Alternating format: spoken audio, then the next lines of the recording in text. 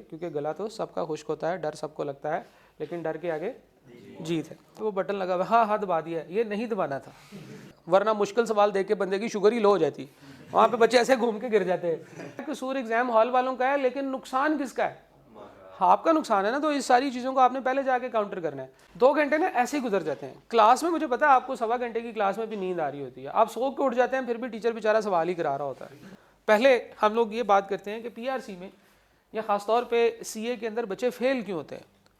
अगर आपको ये पता होगा कि बच्चे फेल क्यों होते हैं तो आपने ऐसे काम नहीं करने, ठीक है। यानी कि वो कहते हैं ना कि वो तुम्हें पता है वहाँ पे वो बटन लगा हुआ है, हाँ हाँ दबा दिया, ये नहीं दबाना था। तो ये वो बटन है जो आपने नहीं दबाने, ये वो काम है जो आपने नहीं करने। तो सबसे पहले सबसे बड़ी जो चीज़ है वो है सेलेक्टिव स्टडी। सीए के बच्चों को फेल करवाने में सबसे बड़ा हाथ सेलेक्टिव स्टडी का होता है। हमें पता है कि हम लोग सेलेक्टिव स्टडी करते हैं, हमने हमेशा चैप्टर्स छोड़ के जाने होते हैं, हमारी आदत बनी होती है। ये चीज़ आपको यहाँ पे फेल करवा देगी, सही है। पुराने लेक्चर्स के अंदर जहाँ पे आप पहले इससे पहले आपने जिन क्लासेस में पढ़ा है, उन क्लासेस के अंदर क्या होता था कि आपको 15, 18, 20 चैप्टर्स होते थे, आपका सिलेबस बड़ा होता था, पेपर आपको उसमें से कम आना होता था। फिर सेलेक्टिव की ऑप्शंस भी होती थी कि यार 8 में से 5 सवाल करने हैं, ठीक है। आपके पास जो है वो 60% तक चॉइस होती थी। 8 में से 3 सवाल सॉल्व कर लेना और 5 जो है यानी कि 5 करने हैं, 3 छोड़ देने हैं। तो ये 60% चॉइस बनती है तकरीबन, अगर हम नंबर ऑफ क्वेश्चंस की बेसिस के ऊपर करें जितने हमने सॉल्व करने हैं। तो हम लोग क्या करते हैं, हम लोग वही सोचते हैं यार अच्छा ये वाला टॉपिक छोड़ देते हैं, ये आएगा तो हम छोड़ देंगे, वो सिलेक्टिव स्टडी कर लेते हैं। यहाँ पे ये काम नहीं होगा, यहाँ पे ये काम नहीं होगा। आपका सिलेबस इसी तरह से डिज़ाइन किया गया है कि आपके हर एरिया में से सवाल पूछा जाए। आई कैप ने स्पेसिफिकली बताया हुआ है और आई कैप के ऑफिशियल्स ने बताया है कि वो पेपर के अंदर कम से कम 80% ऑफ द एरियाज जो हैं वो टेस्ट कर लेते हैं किसी ना किसी सूरत में, सही है। आपका फॉर एग्जांपल अगर अकाउंटिंग की बात करें तो 40 क्वेश्चंस आने हैं आपको, 10 चैप्टर्स हैं तो वो हर चैप्टर में से सवाल बनाएगा। मॉडल पेपर देखें, हर चैप्टर में से सवाल है। क्यूएम के अंदर आपको हर चैप्टर में से सवाल नज़र आएगा। आप आगे कैफ में चले जाएं, कैफ में आपको हर चैप्टर में से सवाल नज़र आएगा। कोई भी आपका सब्जेक्ट ऐसा नहीं है जिसमें आपके 20 चैप्टर्स हों। आई कैप 8-9 सवाल पूछता है और हर सवाल में से मेजॉरिटी क्वेश्चंस के अंदर एक से ज़्यादा पार्ट्स होते हैं।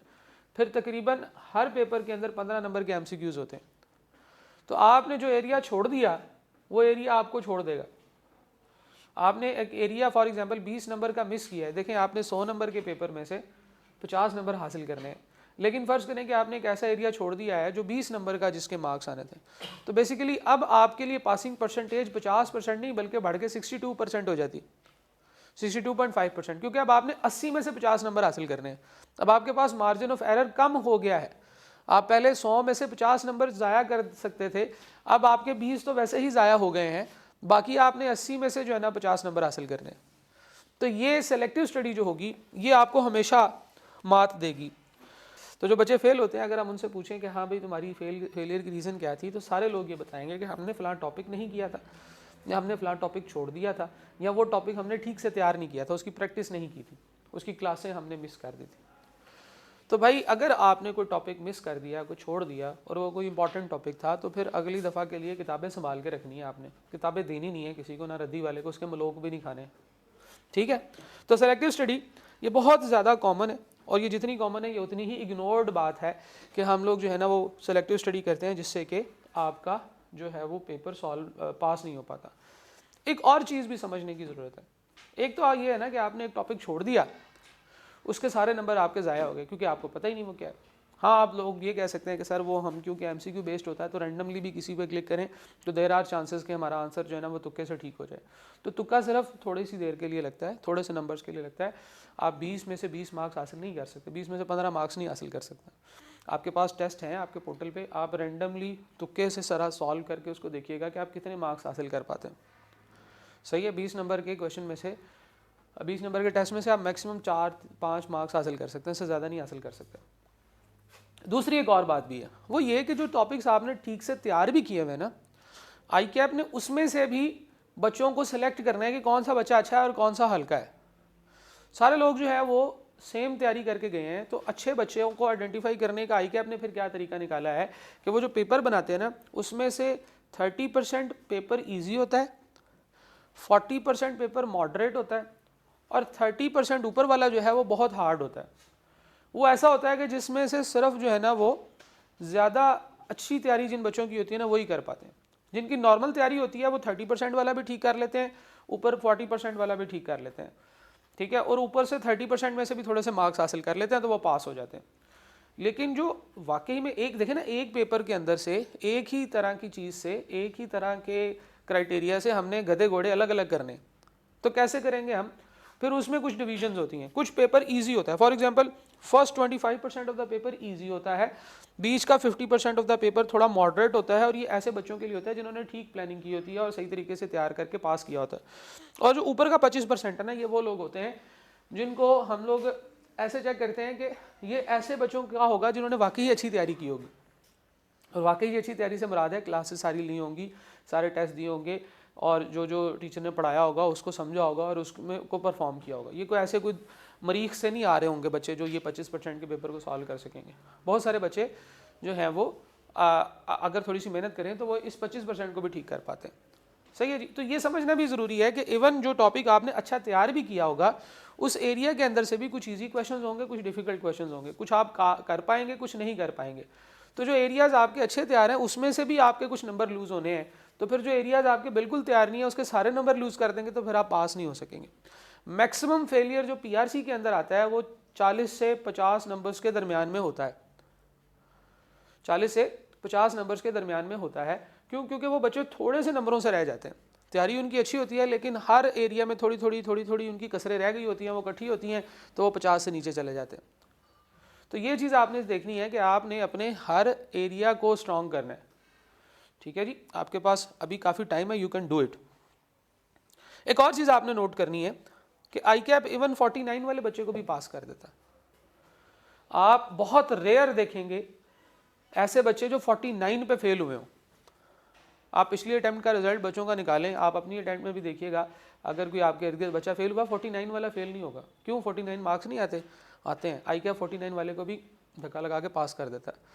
तो it is very officially stated by ICAP के ऑफिशियल्स ने बहुत दफ़ा ये कहा है कि हम तो कोशिश कर रहे होते हैं कि बच्चा किसी तरह से पास हो जाए। जब बच्चा फेल हो जाता है हम बच्चे को थोड़ा सा धक्का लगा के पास करने की कोशिश करते हैं। ये आपके तो अभी MCQ बेस्ड पेपर्स हैं, जो CAF के पेपर्स होते हैं ना, अगर आप उसकी मार्किंग शीट देखें तो उसमें एक मॉडरेशन का एलिमेंट शामिल होता है। मॉडरेशन क्या होती है? एग्जामिनर चेक करके भेज देता है, वो कहता है इस बच्चे के 49.5 नंबर हैं। ICAP के लोग मॉडरेशन में जब रिजल्ट बन जाता है वो कहते हो यार इतना गंदा रिजल्ट, फिर वो कहते हैं 49.5 वाले पास कर दो, फिर उसके बाद देखते हैं कितना रिजल्ट बना, फिर वो कहते हैं 49 वाले भी पास कर दो, उसके बाद देखते हैं रिजल्ट कितना बना। तो ये मर मरा के रिजल्ट बनता है, हमारी आवाम तो वहाँ तक भी नहीं पहुँच पाती। तो फेलियर जो है वो हमारे यहाँ ज़्यादा है, और उसकी रीजंस में से सबसे बड़ी रीज़न क्या है? Selective study. जब आप सेलेक्टिव स्टडी करेंगे, कुछ चैप्टर्स करेंगे, कुछ नहीं करेंगे, समझेंगे ठीक है, अगली दफ़ा के लिए किताबें संभाल के रखनी है। ठीक है जी। अच्छा, फिर क्या होता है? फिर बच्चे कुछ एरियाज़ के ऊपर ज़्यादा टाइम स्पेंड करते हैं और कुछ एरियाज़ पे कम टाइम स्पेंड करते हैं। जिस एरिया का उनको मज़ा आ रहा होता है ना, वो कहते हैं यार ये बड़ा ज़बरदस्त एरिया है, इसके ऊपर जो है ना वो हमने ज़्यादा मुझे मज़ा आ रहा है। ये मैं जो है वो फॉर एग्जांपल डेप्रीसिएशन का चैंपियन बन गया हूँ, डेप्रीसिएशन का सवाल लेके आए। ठीक है, ये वो अब्दुल्ला है जो कहता है डेप्रीसिएशन पे वेरी गुड, और जब उसे कहा जाए अक्रूवल तो वो कहता है नहीं ये गंदी चीज़। ठीक है जी। तो हम लोग क्या करते हैं, कुछ एरियाज़ के ऊपर ज़्यादा टाइम स्पेंड करते हैं, कुछ एरियाज़, कुछ चैप्टर्स हमारे बड़े पसंदीदा चैप्टर हो जाते हैं, और कुछ एरियाज़ हमें बिल्कुल अच्छे नहीं लगते। तो जो एरियाज़ हमारे पसंदीदा हो जाते हैं उनमें तो हम बड़ा काम करते हैं, लेकिन जो एरियाज़ हमारे लिए थोड़े मुश्किल लगते हैं हमें, हम उसको छोड़ देते हैं। फॉर एग्जांपल अक्सर बात ऐसा होता है कि हम कहते हैं यार तुम अकाउंटिंग क्यों नहीं कर रहे? सर वो मुझे समझ नहीं आ रही।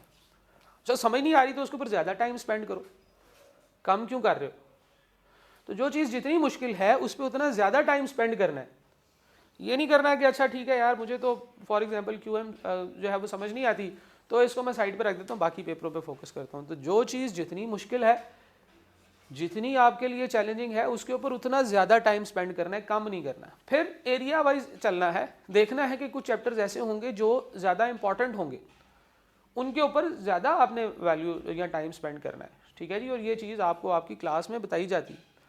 ठीक है। वैसे तो जैसे कि हमने इससे पहले वाले पॉइंट में भी बात की थी कि आई कैप जो है वो सिलेबस वेटेज को इस तरह से सेट करता है कि आपको कोई सिलेक्टिव स्टडी का उसमें कोई हिंट ना मिले।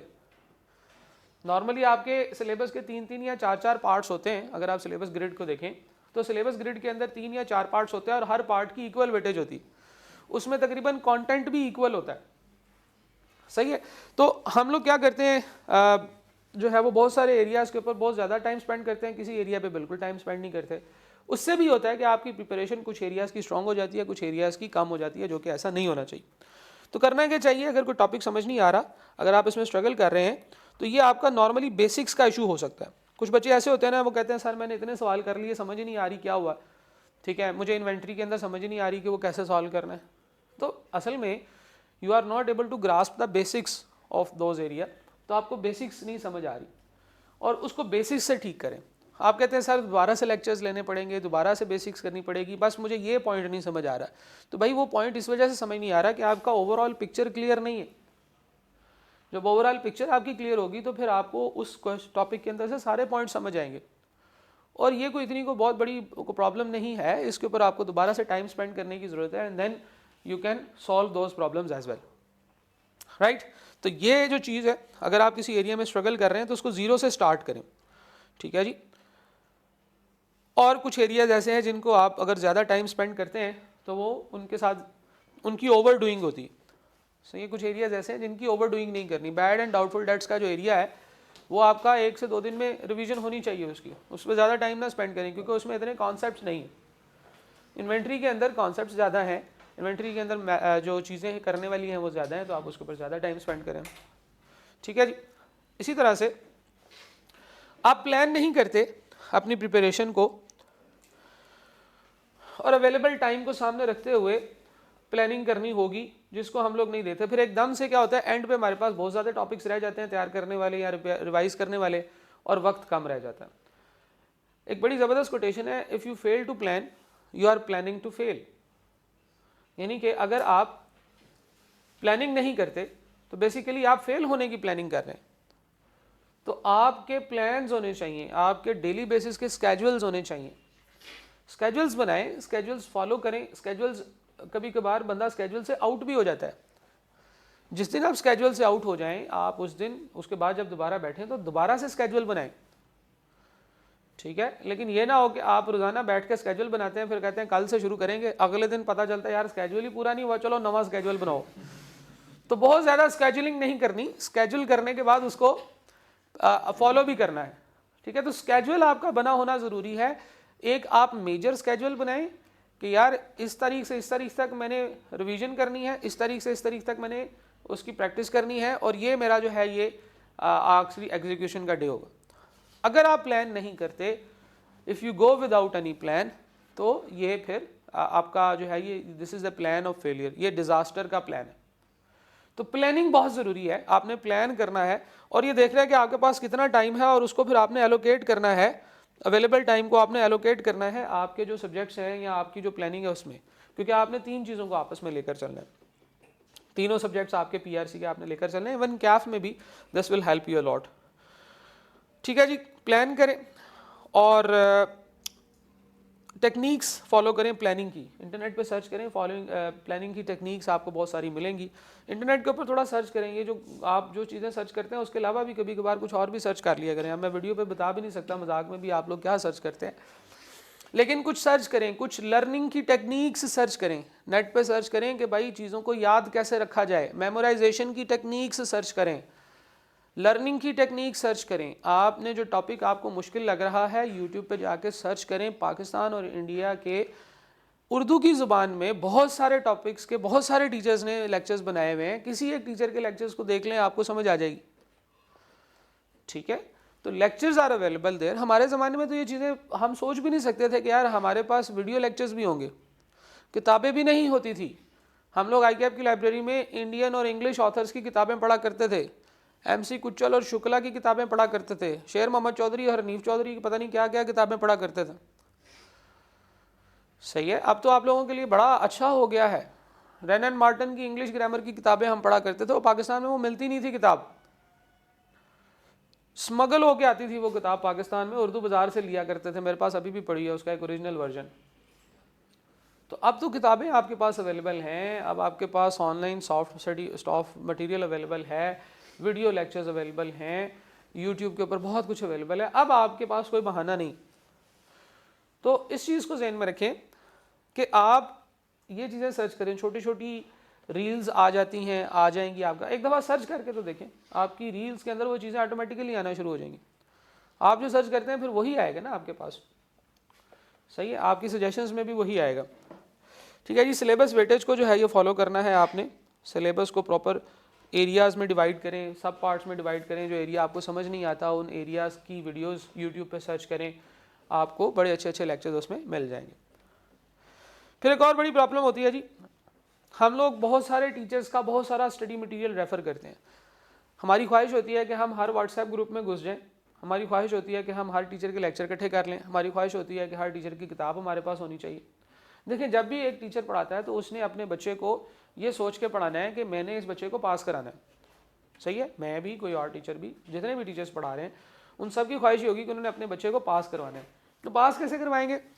उन्होंने अपना जो स्टडी मटेरियल बनाना है या जो अपना स्टडी प्लान बनाना है वो कॉम्प्रिहेंसिव बनाना है, ऐसा बनाना है कि बच्चे को किसी और टीचर की ज़रूरत ना हो। ये टीचर की रिस्पॉन्सिबिलिटी है कि उसने सही और कंप्लीट कॉम्प्रिहेंसिव स्टडी प्लान बनाना है। अब हम लोग अगर जो है वो एक से ज़्यादा टीचर्स के कॉम्प्रिहेंसिव स्टडी प्लान्स फॉलो करना शुरू कर देंगे तो फिर हम कुछ नहीं कर सकेंगे। यानी कि फॉर एग्जांपल फाइनेंस के ही अगर आप पाकिस्तान में मौजूद तमाम टीचर्स का स्टडी मटेरियल इकट्ठा कर लें तो आप 2 साल तो फाइनेंस के सवाल ही कंप्लीट नहीं कर सकते जितने उनके नोट्स में क्वेश्चन, सही है। तो जब आप एक से ज़्यादा टीचर्स को रेफ़र करते हैं तो आप खुद भी कंफ्यूज होते हैं। कुछ टीचर्स जो हैं कोई चैप्टर पहले कराते हैं, कुछ टीचर्स चैप्टर बाद में कराते हैं, उनका एक अपनी तरतीब है, उनका एक अपना तरीका है, एक अपना स्टाइल है, हर टीचर ने अपने तरीके से जो है वो सिलेबस को लेकर चलना होता है। तो जब आप एक से ज़्यादा टीचर्स को फॉलो करते हैं आपको प्रॉब्लम होगी उसमें हमेशा, और एफर्ट्स डुप्लीकेट होंगी, स्टडी मटेरियल डुप्लीकेट होगा। तो जो आपका टीचर है आप उनको फॉलो करें और उसी की ही स्टडी मटेरियल को फॉलो करें। अगर आपको कोई प्रॉब्लम है, अक्सर औक़ात मेरे पास बच्चे आते हैं, सर मुझे ये बता दें, मुझे इस पे बारे में थोड़ी सी गाइडेंस दे दें। मैं कहता हूँ तुमने कहाँ से पढ़ा है? कहता है जी मैंने फ़लाँ टीचर से पढ़ा। तो मैंने कहा यार वो टीचर तो बहुत अच्छा है, तुम उसके पास क्यों नहीं जाते सवाल पूछने के लिए? उनसे जाके सवाल पूछें, उनसे बात करें। मैं उनको पर्सनली जानता हूँ, बहुत सारे टीचर्स हैं, हम टीचिंग कम्युनिटी में हम लोग एक दूसरे को जानते हैं। तो अक्सर औक़ात बच्चे ऐसे टीचर का नाम लेते हैं कि मैं ये हैरान होता हूँ कि यार इन लोगों को तो मैं फॉलो करता हूँ और तुम लोग उनसे जाके सवाल ही नहीं पूछ रहे। उनसे सवाल पूछें, उनसे बात करें, वो आपको मेरे से अच्छा गाइड करेंगे। वो बच्चे जो है ना वो कहते हैं नहीं नहीं सर वो उस टीचर से तो पढ़ लिया, अब आप बताएं कुछ, सही है। तो वो टीचर बदलने से कुछ नहीं होता, आदतें बदलने से सब कुछ होता है, ठीक है, याद रखना। खुदा ना खास्ता अगर कभी फेलियर का सामना करना पड़े तो ये ना कहना कि मेरे टीचर ने ठीक नहीं पढ़ाया था, कहना कि मैंने ठीक नहीं पढ़ा था। टीचर बदलने से नहीं, आदतें बदलने से पेपर पास होता है, ठीक है जी। हर टीचर के अपने नोट्स होते हैं। There can be a difference in teaching methodology, ये बात भी हमने कर ली। सिलेबस कवरेज का स्टाइल भी डिफरेंट हो सकता है। तो सफिशेंट होता है टीचर का स्टडी मटेरियल। एक्स्ट्रा क्वेश्चंस जो होते हैं नॉर्मली कुछ टीचर्स देते हैं जो कि आपने करने होते हैं, तो वो ज़रूरी नहीं है कि हर किसी को आते हो, वो किसी एक तरीके से उन्होंने कराने होते हैं, ठीक है जी। आई कैप के स्टडी मटेरियल के ऊपर थोड़ा सा फोकस कर लेना चाहिए और स्टडी मटेरियल एक टीचर का ही फॉलो करें। हाँ, अगर आप बहुत सारे टीचर्स और बहुत सारे लोगों को फॉलो करना चाहते हैं तो उनका फाइनल मॉक दें।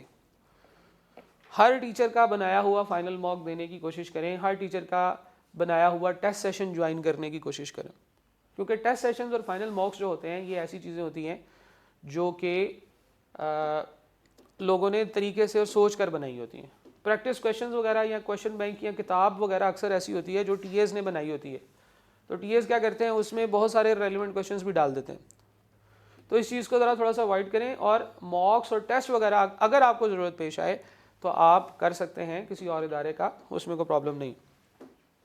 इनसफिशिएंट प्रैक्टिस जो है वो नहीं करनी है, वेस्टफुल प्रैक्टिस भी नहीं करनी है। वेस्टफुल प्रैक्टिस भी होती है ना, एक सवाल आपको कर लिया जी, अब आप सिंपल इंटरेस्ट के सवाल करी जा रहे हैं, करी जा रहे हैं, करी जा रहे हैं, करी जा रहे हैं, आप कहते हैं सवाल है तो मेरे पास लेकर आओ, I am the mighty king of finance, ठीक है जी, मैं तो फाइनेंस का बादशाह हूँ, जो सवाल है मेरे पास ले आओ, मैं कर दूंगा। तो this will result in waste of time.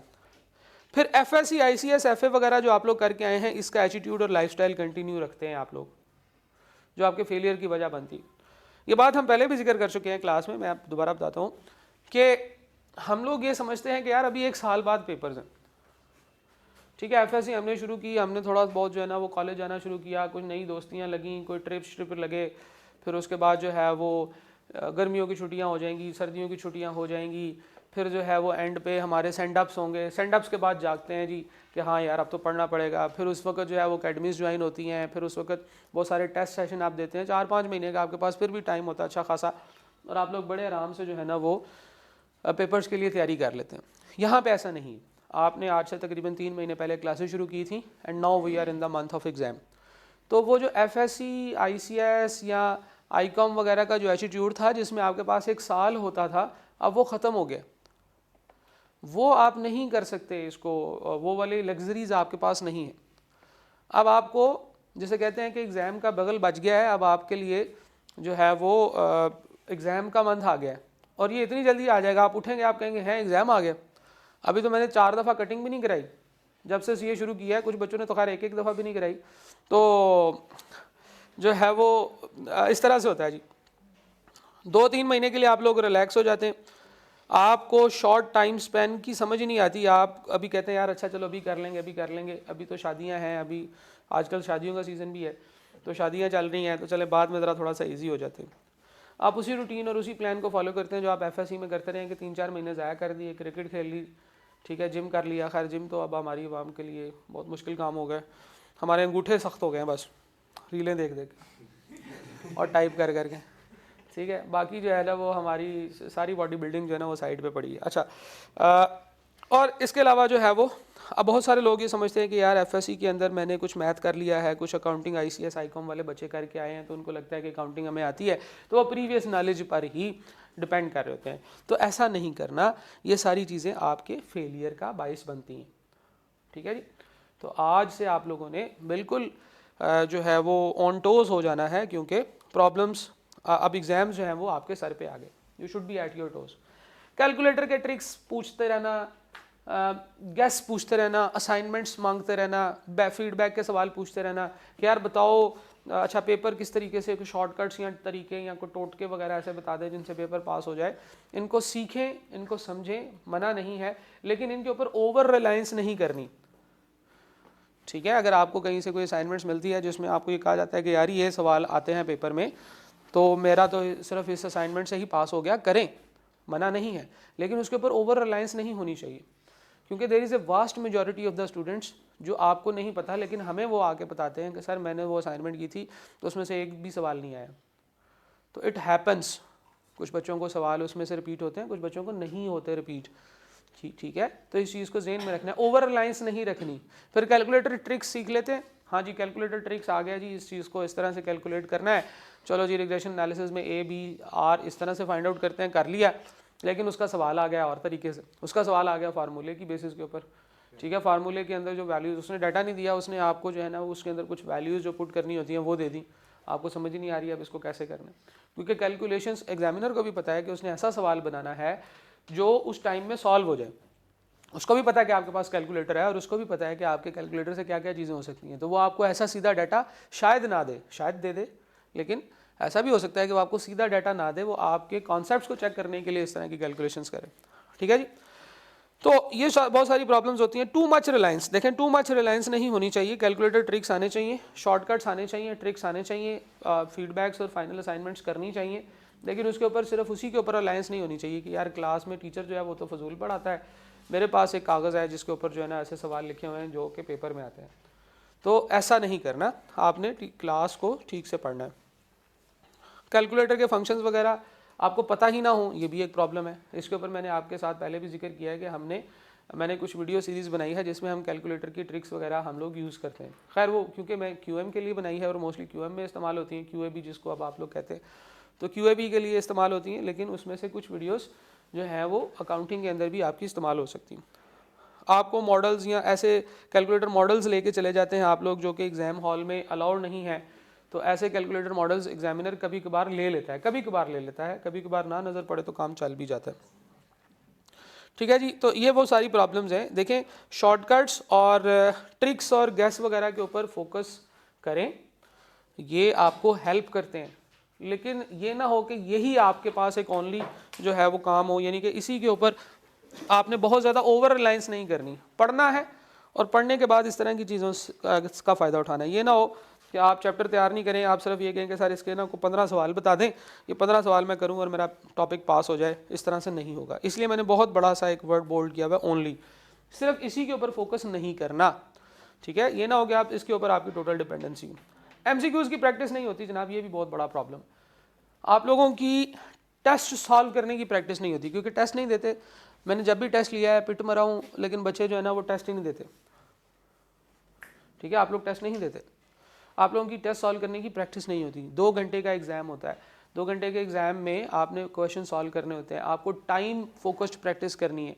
लेकिन यह है कि आप हर टॉपिक की जो है वो टेस्टिंग करें, आप हर टॉपिक के लिए जो है ना जो कैलकुलेशंस हैं उनको समझें। 2 घंटे की सिटिंग एक गो में आप लोगों की नहीं होती, ठीक है। हम लोग तो 2 मिनट बैठते हैं तो हमें नींद आना शुरू हो जाती है, तो 2 घंटे के पेपर में अक्सर बच्चों को नींद ही आ रही होती है, ठीक है। 2 घंटे के पेपर में पेपर को कंप्लीट करना है, ठीक है जी। सिलेबस आपका बड़ा होता है, मिक्स नेचर ऑफ क्वेश्चंस आते हैं, ठीक है जी। चैप्टर जो है ना ऐसे क्वेश्चन आते हैं, एक सवाल एक चैप्टर से और उससे अगला जो है वो किसी और चैप्टर से होगा, तीसरा सवाल किसी और चैप्टर से होगा। तो अक्सर का ये प्रॉब्लम भी होती है कि आप लोगों का चैप्टर वाइज टेस्ट होते हैं ना, आपको पता है यार, अगर फॉर एग्जांपल मेरा डेप्रिसिएशन का टेस्ट है तो आप डेप्रिसिएशन के टेस्ट की तैयारी करके गए होते हैं कि डेप्रिसिएशन के मेथड्स आ जाएंगे या डेप्रिसिएशन की कैलकुलेशन आ जाएगी, डेप्रिसिएशन की थ्योरी आ जाएगी, चल भैया अल्लाह खैर सलाम, उसमें आप अच्छा परफॉर्म कर लेते हैं। लेकिन जब कलेक्टिवली एक सवाल आपको प्रोविजन का आता है, दूसरा आपको जो है वो इन्वेंट्री का आता है, तीसरा आपको जब वो उसका हाँ, इस तरह से जब आपके चैप्टर्स जो हैं वो होंगे, इस तरह से जब आपके चैप्टर्स जो हैं वो जंप करेंगे ना, तो आप उसको रिस्पॉन्स नहीं कर पाएंगे, ठीक है। फ़ौरन से एक सवाल एक चैप्टर का है और दूसरा सवाल एग्जैक्टली किसी और चैप्टर का है तो होगा और इंटायरली डिफरेंट है, तो आपको वो समझ ही नहीं आएगी कि यार इसमें ये कॉन्सेप्ट्स वो आपके पुराने आपके जहन से निकलेंगे, फिर नए कॉन्सेप्ट्स आपके जहन में लोड होंगे, तो इट विल टेक टाइम, ठीक है।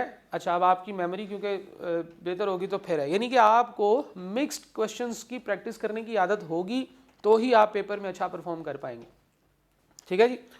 मॉक्स में आप लोग अपीयर नहीं होते, ये बहुत बड़ी प्रॉब्लम्स हैं। और कॉन्फिडेंस, बच्चे जब पहली दफ़ा एग्जाम में बैठते हैं ना, थोड़ा सा एग्जाम प्रेशर भी होता है, थोड़ी परेशानी भी होती है कि यार ये फेल हो गया तो मेरे 3 महीने ज़ाया हो जाएंगे, मेरे पैसे ज़ाया हो जाएंगे, मेरी बहुत बेइज्जती होगी, मेरे रिश्ते का इनकार हो जाएगा, है ना। क्यों यासीन भाई? नहीं? अच्छा, तो भाई फेल हो गए तो फिर तो जो है ना वो घर वाले, वो लड़की के घर वाले कितना इंतज़ार करेंगे, वो उसकी किसी कहीं और शादी कर देंगे, ठीक है, क्योंकि उन्होंने कहना ये बच्चा तो पास ही नहीं हो रहा। तो ये भी बड़ा प्रॉब्लम है जी, जो आपने जिनसे जो वादे किए होंगे वो वादे पूरे नहीं हो सकेंगे अगर आपका पेपर फेल हो जाए। है नहीं, ये जो आप कह रहे हैं ना, ठीक है, घर वाले तो नहीं ना समझते इस चीज़ को। घर वाले तो कहते हैं कि भाई पेपर पास होगा तो फिर ही हम शादी करेंगे ना, पेपर पास किए बगैर तो शादी नहीं होती, ठीक है। अब आप लोगों का सीए शुरू हो गया, अब आपकी शादी कैफ के बाद ही होगी, इसलिए जितनी जल्दी हो सके पेपर पास कर ले। ये वैसे मैंने ना सबसे बड़ा जो है वो मोटिवेशन फैक्टर के अंदर सबसे बड़ा यही लिखना चाहिए था मुझे कि जो बच्चे कैफ कर रहे होते ना उनकी शादी नहीं होती जब तक उनका कैफ पास नहीं होता, ठीक है। ये मेरा पर्सनल एक्सपीरियंस भी है और मेरी पर्सनल ऑब्जर्वेशन भी है कि मैंने ये देखा है कि किसी बच्चे का जो कैफ पास, उसका जो है ना वो जब तक वो कैफ ना कंप्लीट हो तो उसकी शादी नहीं होती। बस मेरा ख्याल है अब मैं यहाँ पे अपनी सेशन ख़त्म कर देता हूँ कि इससे बड़ा कोई मोटिवेटर नहीं आजकल की आवाम में। खैर चले, कॉन्फिडेंस जो है वो होता है। अच्छा, हम लोग की बात कर रहे थे कि जब पेपर बच्चे को ना टेंशन होती है कि यार मैं अगर पेपर ना पास कर सका तो ये फेलियर है, इसमें टाइम ज़ाया होगा, इसमें कैश बहुत ज़्यादा ज़ाया होगा और मेरी एक ओवरऑल जो है वो जो मेरी सारी जो फ्यूचर की जो प्लानिंग है ना वो सारी जो है वो 3-4 महीने 5 महीने आगे चली जाएगी, ठीक है। आपकी क्वालिफिकेशन आगे चली जाएगी, आपका कैफ आगे चला जाएगा। तो इसलिए फेलियर जो है उससे आपको नुकसान ही होगा, फ़ायदा नहीं होगा। ख़ासतौर पे ये जो अटैम्प्ट अभी आ रही है, अगर आप ये अटैम्प्ट पास नहीं करेंगे तो आपका फिर जो है वो अगली जो कैफ की पहली अटैम्प्ट है वो भी आपकी इफेक्ट होगी, उसके लिए भी फिर आप तैयारी नहीं कर सकेंगे ठीक से। तो ये बड़ा ज़रूरी है कि आप, अच्छा बात ये हो रही थी कि इन चीज़ों का एक प्रेशर होता है और जब इन चीज़ों का प्रेशर होता है तो फिर एग्ज़ाम में वैसे ही आपकी परफॉर्मेंस थोड़ी सी हल्की होती। तो ये जो प्रॉब्लम्स है ना ये नहीं होनी चाहिए, आपको मॉक की प्रैक्टिस होनी चाहिए। और चलें यहीं पे ये चीज़ भी कंटिन्यू हम कर लेते हैं कि 2 घंटे के एग्ज़ाम के अंदर जो है वो बच्चे एग्ज़ाम हॉल में जो है वो ठीक परफॉर्म नहीं कर पाते। एग्ज़ाम हॉल में वो 2 घंटे की परफॉर्मेंस जो है वो आपकी पूरे पिछले जो है ना वो 4-5 महीनों की एफर्ट को मेक कर सकती है या ब्रेक कर सकती है। मेक या ब्रेक करने का मतलब है या तो उसका फ़ायदा आपको हो जाएगा या उसका आपको नुकसान हो जाएगा। यानी कि आपको वो 2 घंटे में अगर आपने अच्छा परफॉर्म कर लिया, ठीक है, तो भी सही है, आपकी वो 4-5 महीनों की एफर्ट जो है वो कैपिटलाइज हो जाएगी। लेकिन अगर आप उन 2 घंटों में अच्छा परफॉर्म नहीं कर पाए तो आपकी वो 4-5 घंटों की जो परफॉर्मेंस है वो 4-5 महीनों की जो परफॉर्मेंस है वो ख़राब हो जाएगी। ठीक है जी। अच्छा, अब 2 घंटों में क्या प्रॉब्लम होती है, ज़रा गौर से सुनिएगा। कुछ सजेशंस हैं आपके लिए एग्ज़ाम डे के हवाले से, वो भी यहाँ पे फैक्टर इन करते हैं। एग्ज़ाम डे की सजेशंस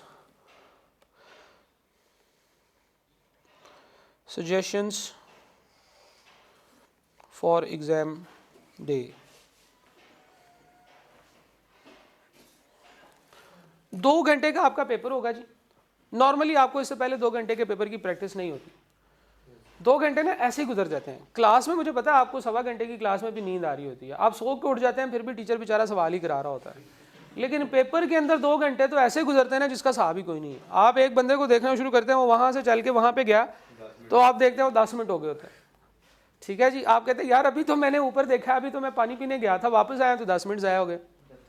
तो 2 घंटे का पेपर होता है, 2 घंटे का पेपर होता है, 2 घंटे का पेपर होता है, और वो आप नहीं कर पाते क्योंकि इससे पहले आपको 3 घंटे के पेपर की आदत होती है ना। आपने एफएससी, आईसीएस, आईकॉम वगैरह में 3 घंटे का पेपर दिया होता है। तो पहले तो ये चीज़ समझ लें कि ये ऐसे ख़त्म हो जाना।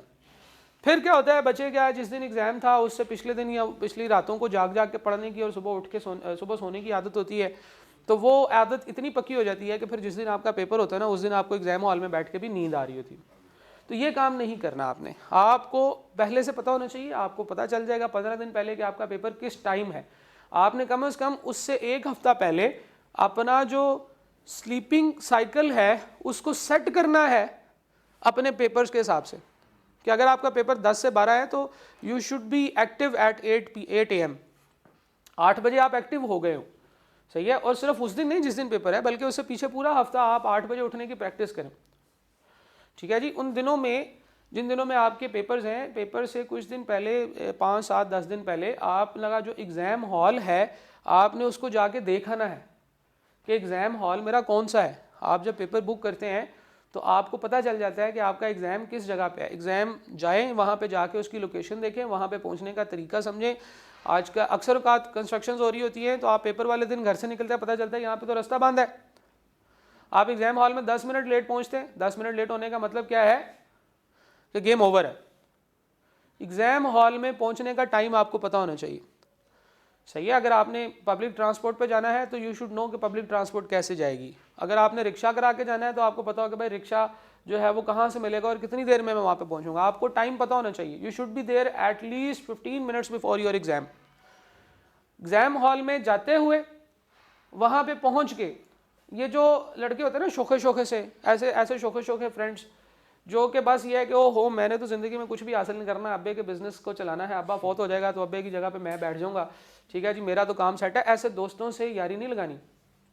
यारी लगाएं लेकिन उनकी आदतें नहीं अपनानी, सही है। और उन लोगों को भी ये है, चाहे उनका फैमिली बिजनेस है, लेकिन यू शुड नो कि आप क्या करने आए, सही है।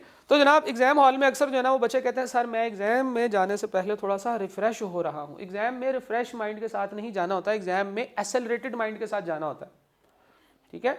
एग्ज़ाम हॉल में जाने से पहले you should have some notes, some points जो कि आप साथ लेकर जाएं। किताबें ना लेकर जाएं लेकिन अपने हैंड रिटन नोट्स वगैरह साथ लेकर जाएं, रास्ते में जाते हुए पढ़ें इफ़ यू हैव टाइम।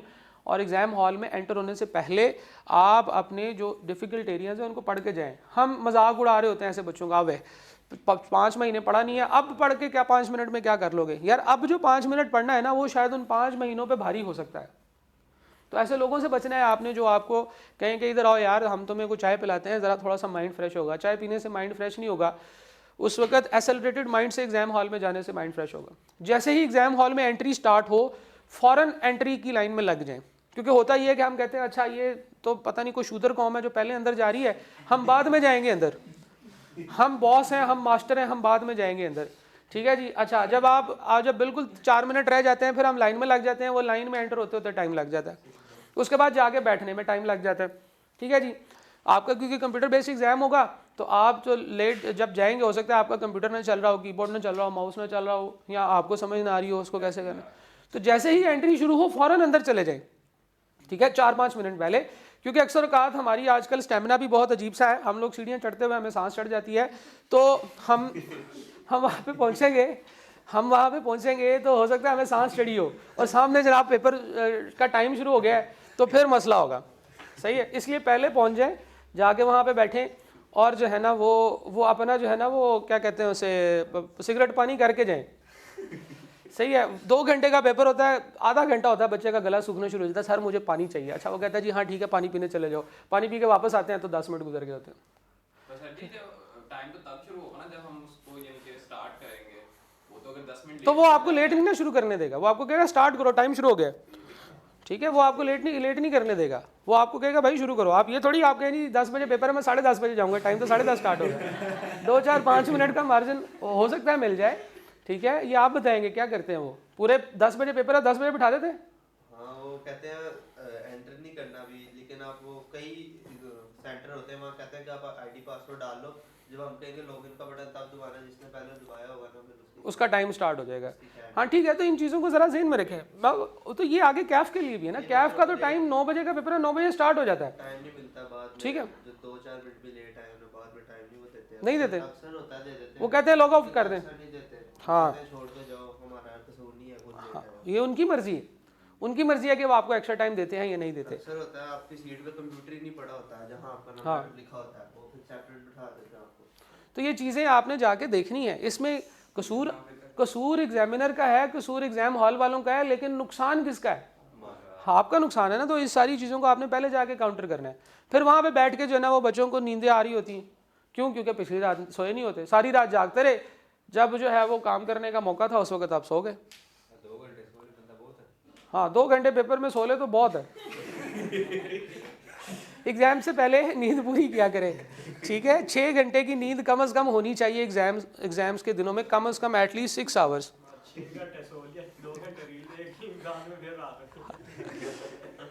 तो भाई ये नहीं करना, सही है। एग्ज़ाम हॉल में आपने जाना है तो उस वक्त आप एसोलेटेड माइंड के साथ जाएं, सुबह नाश्ता लाजमी करके जाएं। भाई जब आप लेट उठेंगे, नाश्ता नहीं करेंगे तो फिर जो है ना वो अच्छा। और ये कुछ जो है ना ये बायोलॉजिकल चीज़ें भी होती हैं। आपने अगर खाना खाया हो, आपकी बॉडी में शुगर लेवल मेंटेन्ड रहता है, वरना मुश्किल सवाल देख के बंदे की शुगर ही लो हो जाती, वहाँ पे बच्चे ऐसे घूम के गिर जाते हैं, ठीक है। कि वो यार ये तो जैला वो पता नहीं किस कॉलेज में एक दफ़ा ऐसे हुआ था कि कॉलेज का फाइनल मॉक हो रहा था, वो एक फीमेल स्टूडेंट थी, उसने पेपर देखा तो वो ऐसे गिर गई। वो क्या हुआ जी? वो जी पेपर का प्रेशर बहुत था उसके ऊपर, और वो है ना।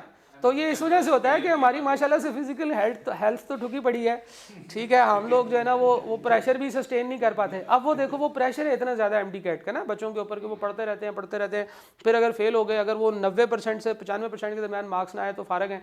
तो ये प्रेशर होता है जिसको हमने ऑब्जॉर्व करना होता है एग्जाम में बैठ के। और नाश्ता नहीं करके गए तो फिर तो जो है ना वो बिल्कुल ही जो है ना वो ठीक है। लेकिन सीए में ऐसा नहीं होगा, मुझे पता आप बहुत पक्के लोग हैं, ठीक है। जो इतना जो वहाँ तक पहुँच गया है ना वो इतनी जल्दी जान नहीं छोड़ेगा, सही है।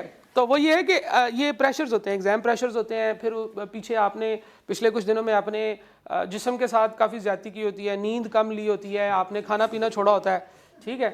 और जो है वो और बहुत सारे प्रॉब्लम्स होते हैं। तो इंसान का जिस्म भी तो एक मशीन है ना, अगर वो एक्सर्शन हो जाएगी उसके ऊपर, ठीक है, तो फिर आप जो है वो उसको सही यूटिलाइज़ नहीं कर सकेंगे।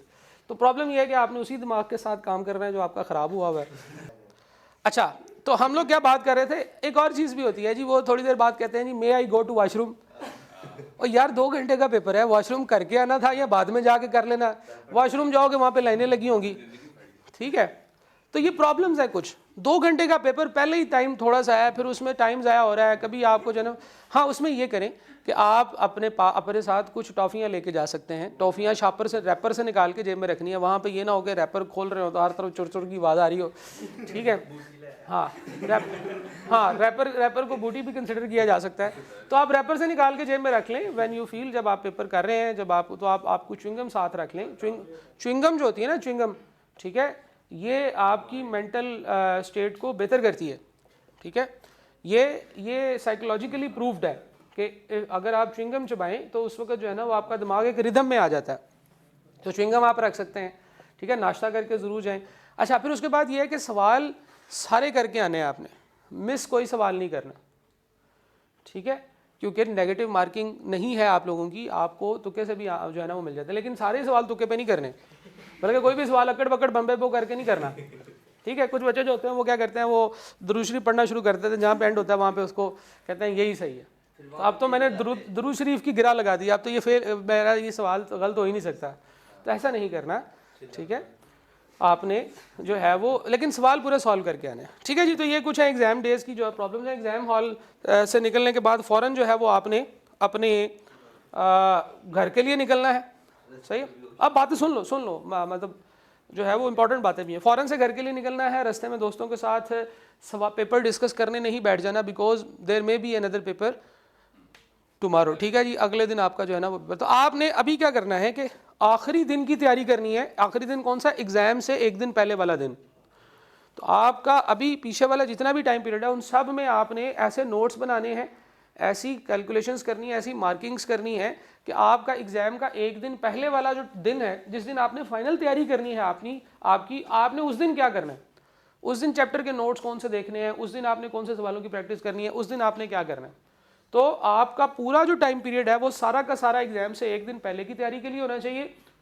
और उस दिन आपने ये करना है कि मैंने उन 2 घंटों में क्या तैयारी करनी है, मैंने उन 2 घंटों में क्या परफॉर्म करना है, ठीक है जी। तो ये कुछ चीज़ें हैं जो आपके लिए ज़रूरी हैं एग्ज़ाम हॉल में सही परफॉर्मेंस देने के लिए, ठीक है। आपको क्या क्या करना है, या आप ऐसे ही देखें कि सबसे ज़्यादा तैयारी जो एथलीट्स होते हैं वो उस दिन कर रहे होते हैं एक दिन पहले अपनी गेम से।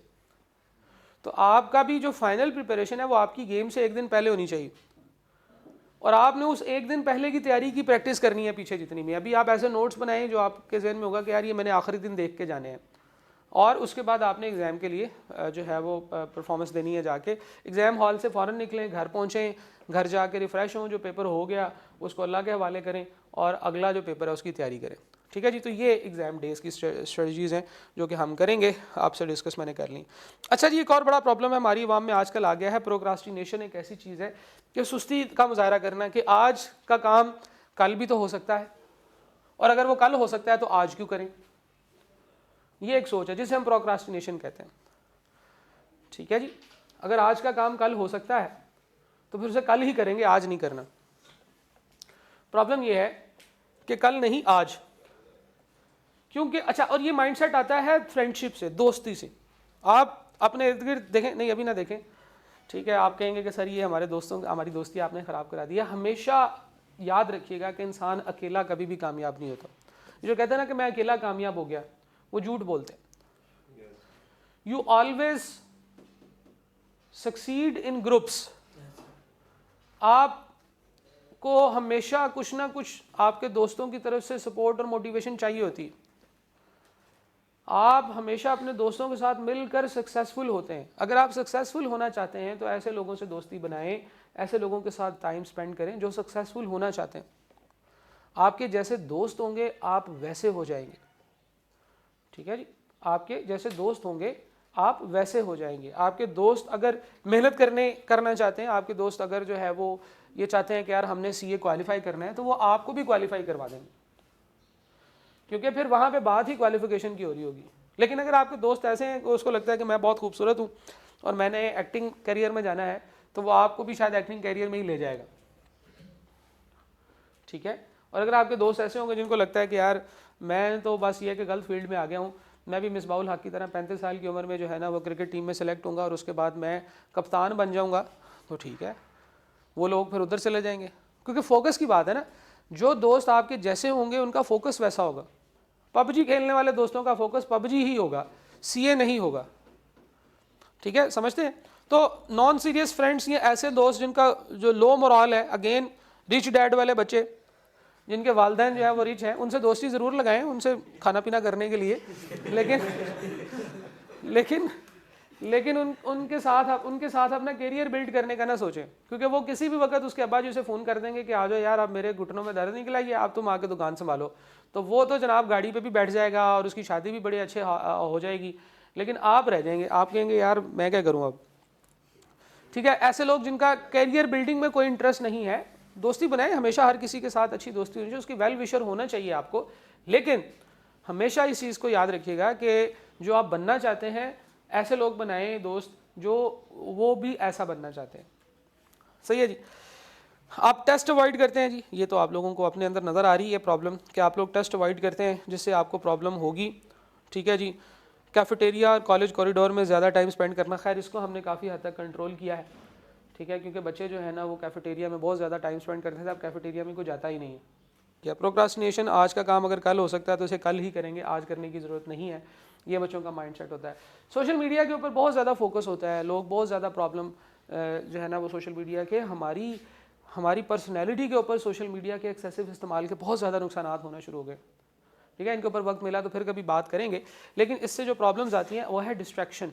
हम फोकस नहीं कर पाते हैं किसी भी एक चीज़ के ऊपर, कुछ चीज़ें हमारा फोकस मांगती हैं, कुछ कॉन्सेप्ट्स, कुछ अंडरस्टैंडिंग्स, कुछ चीज़ें, कुछ टॉपिक्स ऐसे होते हैं जिनको आप फोकस से ना करें तो वो आपके तैयार ही नहीं होते।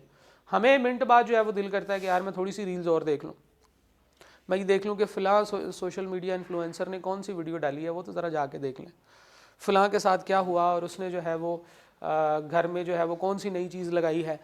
ठीक है, तो हम इस तरह की चीज़ें देखना शुरू कर देते हैं, फोकस आउट हो जाता है। कभी कभार वी नीड फोकस। अगर आपका फोकस आउट है, अगर आपको लगता है कि आप चीज़ों के ऊपर फोकस नहीं कर पा रहे, पढ़ नहीं पा रहे, तो आपने अपना एक फोकस स्ट्रेटजी लगानी है, फोकस टाइम काउंट करना है। आपने टाइम लिख लेना है और आपने देखना है कि भाई कितनी देर बाद जो है ना वो मेरा फोकस आउट होता है, आपने वो टाइम नोट कर लेना है।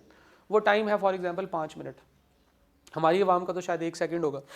ठीक है, तो वो 5 मिनट अगर आपका टाइम है जिसमें आप फोकस कर सकते हैं विदाउट मतलब ये है कि किसी भी और चीज़ में जाए बगैर, विदाउट एनी डिस्ट्रैक्शन, तो फिर आपने नोट कर लिया कि अब आपका फोकस जो है वो 5 मिनट का है। हाँ, आपने फोकस को इंक्रीज़ करना है। अगली दफ़ा आप कोशिश करें कि आपका फोकस 6 मिनट हो जाए, 7 मिनट हो जाए, 10 मिनट हो जाए, आहिस्ता आहिस्ता ये इंक्रीज़ होगा। ये एकदम से इंक्रीज़ नहीं होगा, ये एकदम से इंक्रीज़ नहीं होगा।